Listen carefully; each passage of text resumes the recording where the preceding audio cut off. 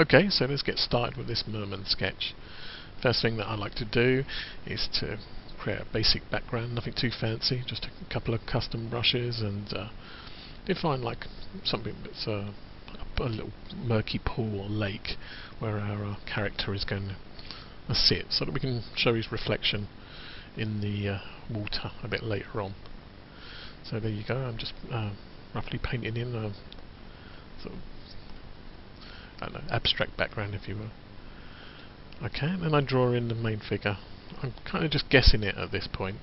I don't really know what it's going to look like or what it's going to be, so I just use a silhouette to sort of get a rough idea of shape of where this character is going to go, using the just a normal round brush and the razor brush to build an outline or silhouette of a character.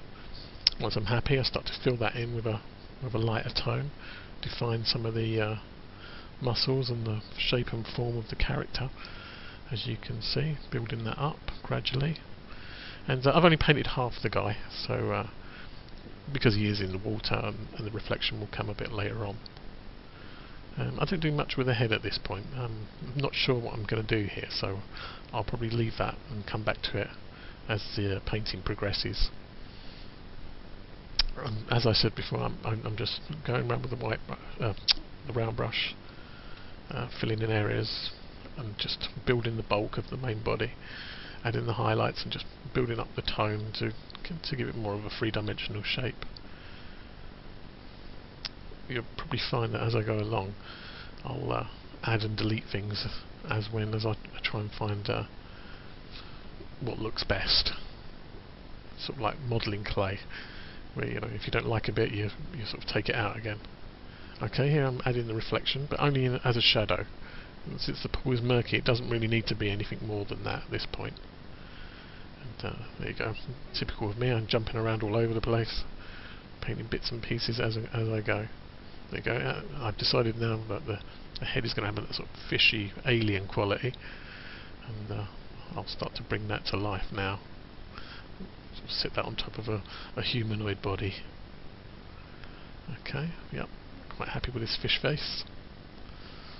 Add a few muscular cords and things to attach it to the rest of the body, and yeah, work on the eyes a little bit. Nothing too fancy, but after all, it's only a sketch at this point.